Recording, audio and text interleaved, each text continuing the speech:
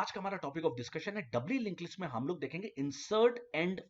Insert and का क्या मतलब है कि इस अगर आपको एक लिंक लिस्ट दी हुई है आपको उसके लास्ट में इंसर्ट करना है। तो इससे पहले हम क्या पढ़ चुके हैं, हमने पढ़ लिया क्रिएट कैसे करते हैं डब्ल्यू लिंक लिस्ट को। इस पे ही हमने देखा मेन्यू कैसे बनाते हैं।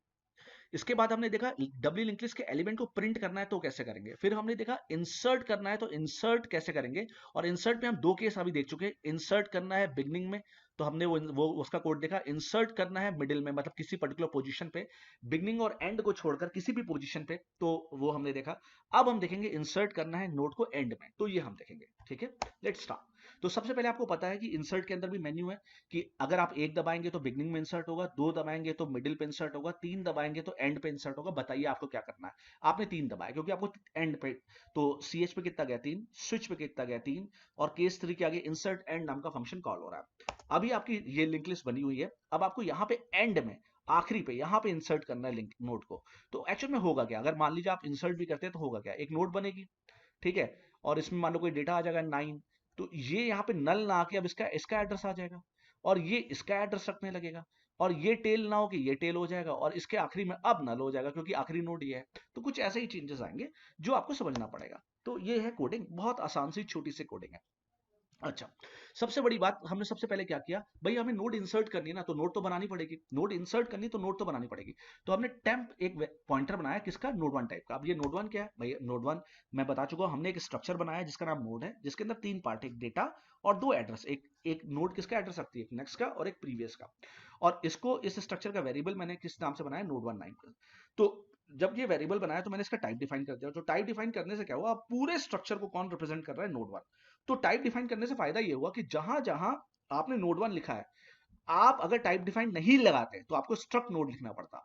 तो आप नोड वन की जगह अगर ए भी ले लेते, स्मॉल ए, तो अब आप सोचो नोड वन भी नहीं लिखना पड़ता, आपको सिर्फ ए लिखना पड़ता। मैंने नोड वन इसलिए लिया क्योंकि मैं नोड की बात कर रहा हूं, इसलिए मैंने नोड वन लिया। तो ये आपको समझना पड़ेगा कि मैं क्या कर रहा हूं, क्या करने की कोशिश कर रहा हूं। तो मैंने नोड वन ले लिया। अच्छा, अब क्या है, तो नोड वन टाइप का एक पॉइंटर बनाया, और मुझे ऑब्वियस है भाई नोड तो बनानी है ना, मुझे नोड तो बनानी है क्योंकि मुझे नोड इंसर्ट करनी है, तो मैलॉक को तो मुझे इस्तेमाल करना पड़ेगा। और फिर हमने नोड बनाई और उसका एड्रेस कहाँ पे आ जाएगा, टेम्प का, टेम्प में आ जाएगा। और ये बात मैं आपको अब नहीं समझाऊंगा, ये मैं आपको रिक्वेस्ट करता हूँ आप मेरी पहली वीडियो देखिए, इसी की डब्ल्यू लिंक लिस्ट की पहली वीडियो देखिए, दैट इज क्रिएट वाली, वहां पे आपको ये बातें समझ में आएंगी। तो हुआ क्या, ये आपके पास लिंक लिस्ट ऑलरेडी दी हुई है, अब आपको लास्ट में इंसर्ट करना है। तो क्या होगा, होगा क्या, एक नोड बनेगी भाई, ये मैंने नोड बना ली। देखो यहां तक की मैं कोडिंग लिखता हूँ, टेम्प तक की। तो ये कोडिंग ये बनी, इस नोड का नाम मान लो क्या है, टेम्प, और इसका एड्रेस है मान लो 600। तो ये नोड बन गई, यहां तक कितना हो गया। अब भाई नोड में डेटा डलवाना है, तो बोल रहा है एंटर द डेटा, मैंने मान लो 9 डलवा लिया तो 9 आ गया, ठीक है।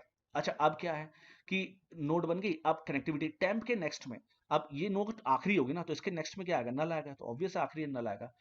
टेल के नेक्स्ट में, टेल के नेक्स्ट ये था, यहाँ पे क्या डाल दो, टेम्प, टेम्प में कितना 600, तो यहाँ पे अब क्या आ जाएगा, यहाँ पे अब क्या आ जाएगा 600। तो जैसे ही 600 आएगा तो ये इसको पॉइंट करने लगेगा।